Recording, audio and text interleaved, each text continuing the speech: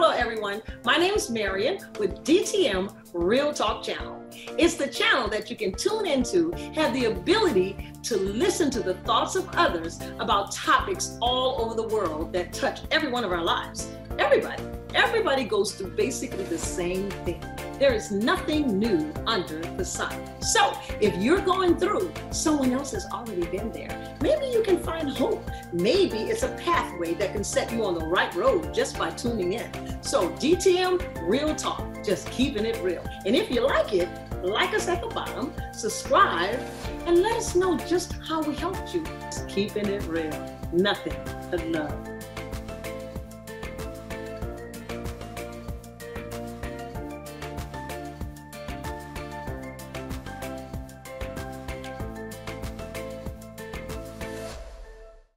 Good evening. Good evening. This is DTM Real Talk, and we're just keeping it real tonight. Yay.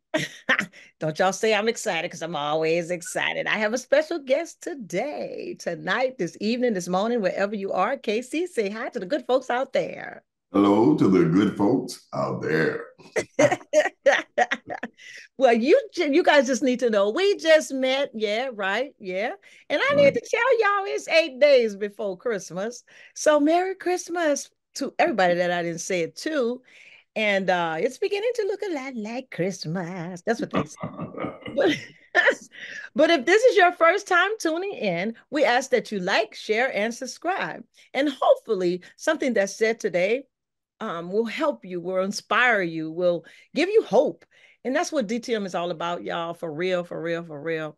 And so I guess we're going to talk about today, I don't look like what I've been through. I gave that. I hope that I don't.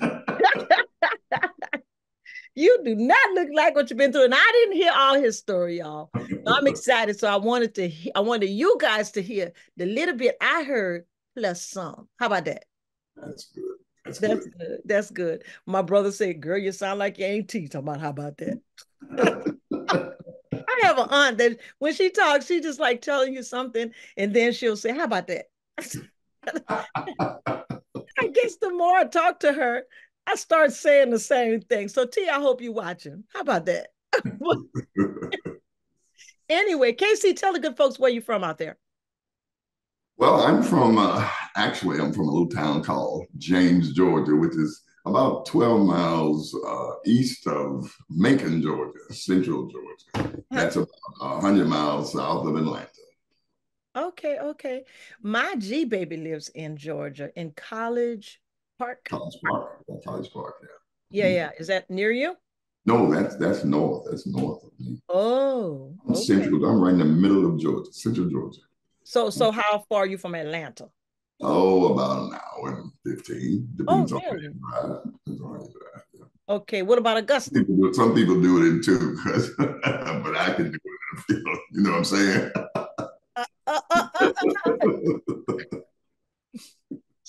So what about Augusta? On a clear day. On a better day, right? Yeah, right. What about Augusta? What about Augusta? How far are you from Augusta is southwest of me, about 2 hours, 2.5 hours. Oh, okay. Yeah. I'm trying to picture where you are. I guess I have to pull up the map. Right, anyway. Yeah, you gotta look at the map. I'm right in the middle of Georgia. I'm telling you, I'm seriously middle Georgia. Okay. Yeah, seriously. I would definitely pull it up and see. But anyhow, so you're from Georgia, and how long have you been there? All of my life. I was born in Macon, Georgia, and I grew up in Gray. Gotcha. So let's talk about parents, siblings. So how was your family life coming up? Well, my family life was interesting. It was me, my mom, my grandmom, and my brother. Okay. We were very close-knit, very impoverished, yeah. But my mother and grandmother were resourceful women, very strong.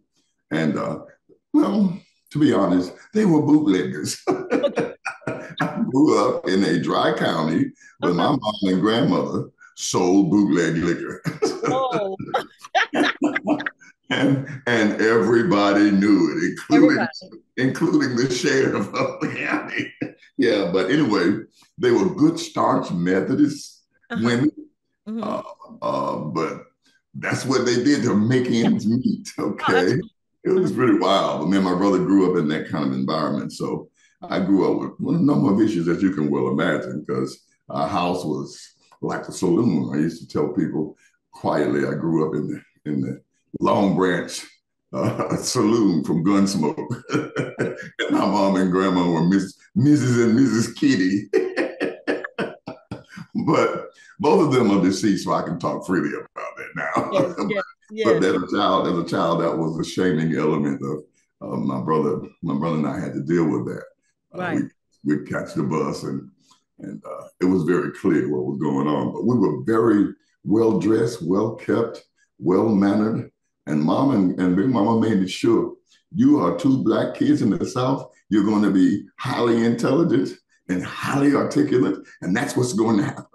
And Wow. that's exactly what happened. My brother excelled in sports. He's a football player. And I love football, basketball, and baseball, but I couldn't run. Oh, I had wow. asthma thing, I thought. It was Okay. diagnosed as exercise-induced asthma. So I had to go the other route. I was in Okay. student government. I was in drama and theater, in the choir, the school choir. I did things like that. Got, Quietly depressed because I really wanted to be like all of my friends. My best friend was a quarterback, and wow. he was the main player on the basketball team. He brought the ball down the court, and I wanted to be like that, but Right. I couldn't and do So, the. so you said something that was very powerful that we dealt with some months ago, and I don't know if I sent you that clip or not, but you said you were quietly depressed. Yes. Explain to the good folks what you mean by that, because we shared, and I think I had a couple of guys that shared their depression and the open part about it. Yeah. Oh yeah. I was a very depressed kid because I couldn't be like all of my other friends. They all were very much a part of the athletic department, and I don't need a baseball or track and field, football.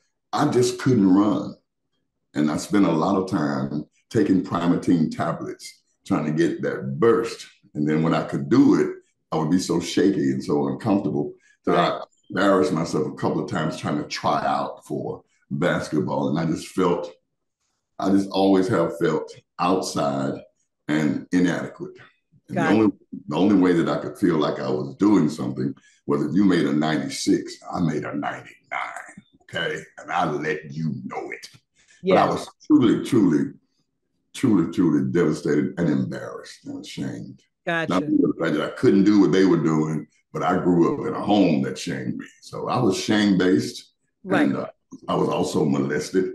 Mhm. Um, these were things that my mother didn't know about. They were Got working hard.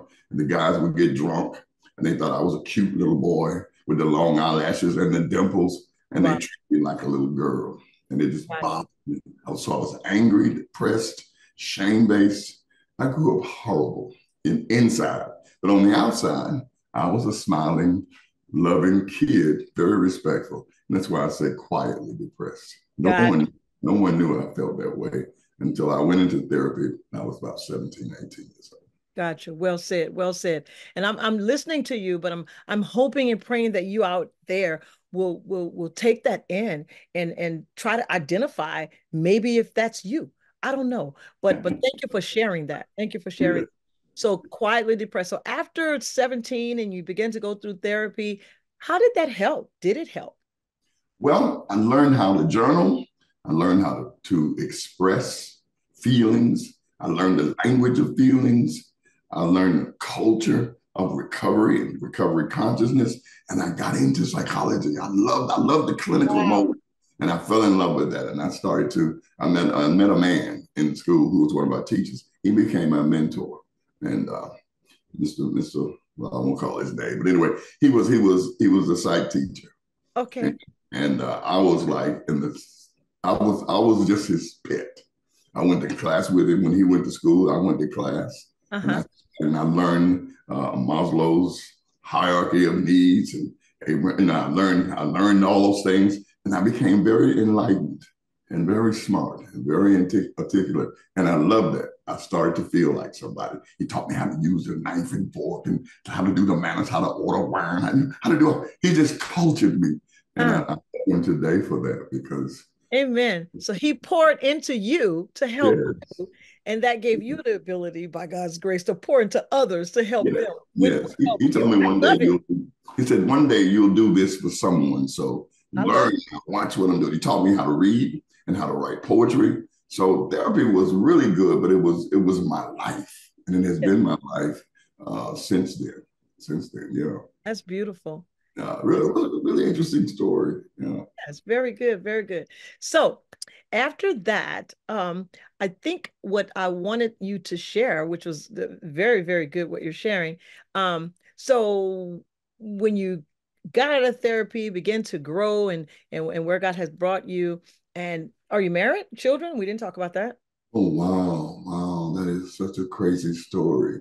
Okay, we're going to go through it real fast, okay? No, no, no, no, no. I don't want you to go through it real fast because the good I folks. got I got married at 19 years old while I was Okay, still at Mercer.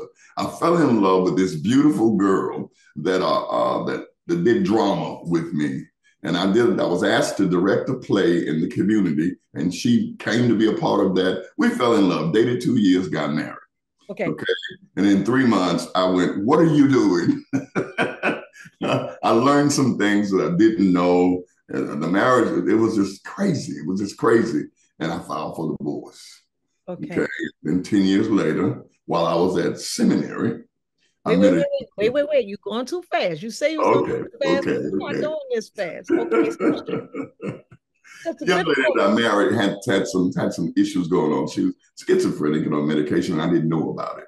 And Okay. she said she was my age, and she wasn't. She was twice my age. Oh, It was very surprise, difficult. surprise, surprise. Surprise, yes, surprise, surprise. My blazing beauty turned into a monster overnight for me. It was a horrible experience. Um, a kindly, hard experience. But after a while, I said, "Listen, this is not working. I don't want to be in this anymore." And she said, "No, I'm not going." I go, "Oh, please." So that became rough. So my years at Mercer, as I was trying to graduate, was also very traumatizing. With trying to a young man trying to get a divorce. It was Okay. horrible. It was a horrible experience. But it happened. I got the divorce, and Okay. no, And we're single, and then what? You never had any children with that no, first. no children, no children. Now, that was the purpose of my getting married. I always wanted to have a son. Since I never had a dad, I wanted to have a son and be a dad. Anyway, I went to seminary, met a young lady during that time, Okay. and fell in love with her. And that lasted about, we got married. We dated a year and a half, we got married. That marriage lasted, not any time at all. It Okay. just didn't work. Okay. It just didn't work. She's I got passed me. I don't want to say anything, but she was involved in a lifestyle that was so different from the church, but in the church at the same time. And that just blew my mind. I couldn't handle that. I filed for divorce again. Okay. Okay. And I got the divorce. Okay. And I went on and I had to leave Southern because I had to go into therapy again. Right. Okay. So I spent some more time in therapy. And then I came from Louisville back home to mom. Mom Gotcha. had cancer and it had returned. So I came home to be with my mom. Oh, wow. Okay. Yeah. And that sent me to Mercer to finish in Atlanta to finish my master's. Okay. At Gotcha. Maccabee School of Religion at that time. Okay. Well, anyway, Okay. I, So there you I'm have it. married again. Well, you want that marriage? Hold up. I'm married again. Wait a minute now. Wait a minute. Pause. Just pause. Okay. I So want to get through this marriage thing. I'm listening. I know, I know. I'm a very good listener for my people. Okay, so we went through the childhood, we went through the first marriage, we went through the second marriage, but you said something that was also very interesting. What's After that? after the first marriage, you went back into therapy. So Yeah. I'm on this therapy kick, right? Oh yeah, yeah. So, Yeah, it was important for me to work through what I was doing because you I had had been through. had two marriages. I married the same personality in two different people, and I wasn't getting it. It wasn't happening for me. I was looking at it like you don't meet what my requirements, so you go away. And it was me. It was me. Uh-huh. And and I had to learn that. And that's what I learned the second time around. I got That you. it was all about me trying to carve out this perfect woman so she could be the mother of my son. Uh-huh. And that's what I was doing, trying to find someone like my mom, really kind, really sweet, really loving, to give me a child. Right. And that never happened. Because that was your example. Your mom was your example. My mom was my heart. She was, Gotcha. that's my mom, baby. Yeah, She I know the feeling. made everything clear to me. That was my mom. Yes, yes. Yeah. Okay. So after that, after the therapy, so how did that therapy work out for you? Did that Worked give you out some good. Worked out relief? good. Did that give you some relief? Oh, yes, yes, yes. Yeah.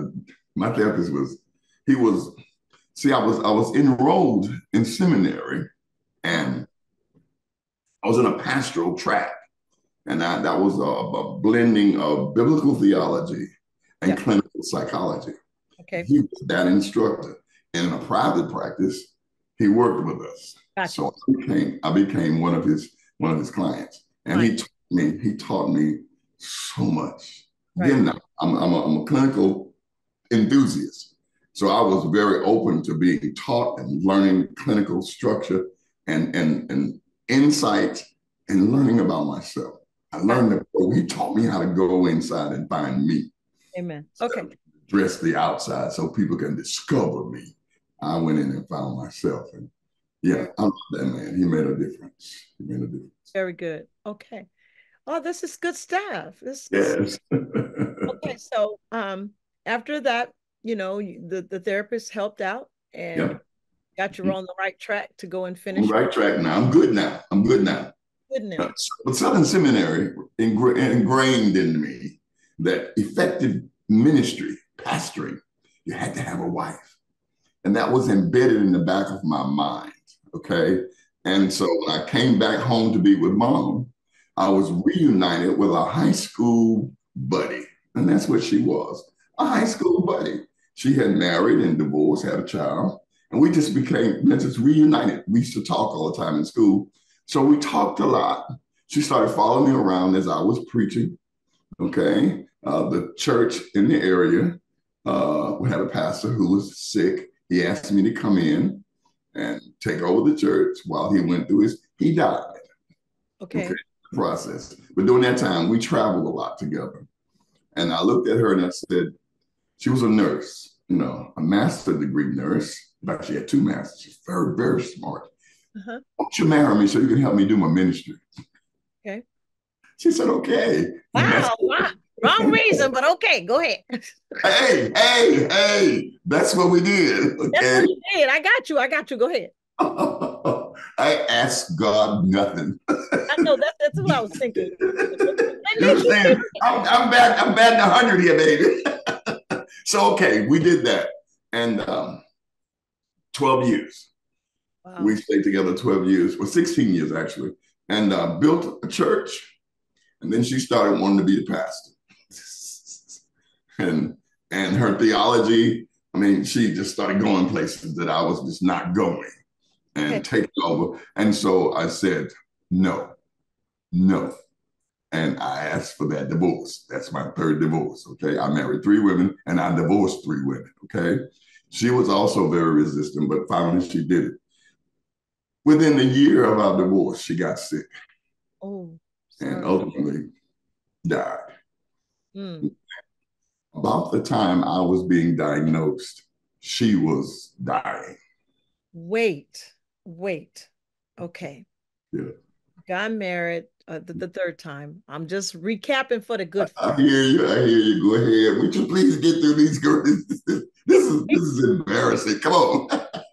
You you brought me here. I know. Hustle up. Hustle up.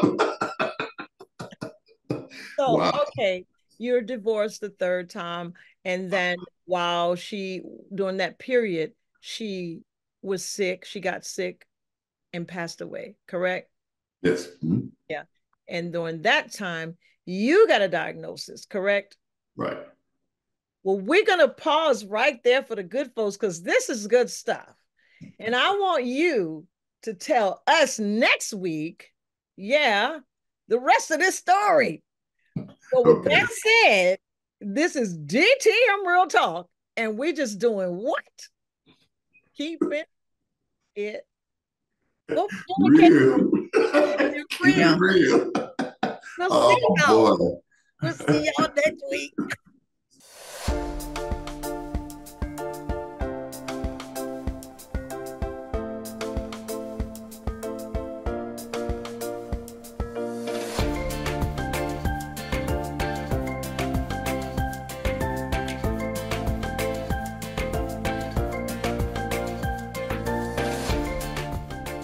Thanks for watching DTM Real Talk. Be sure to join us for more conversation. And oh yeah, don't forget to hit that like button, share, and subscribe while you're there.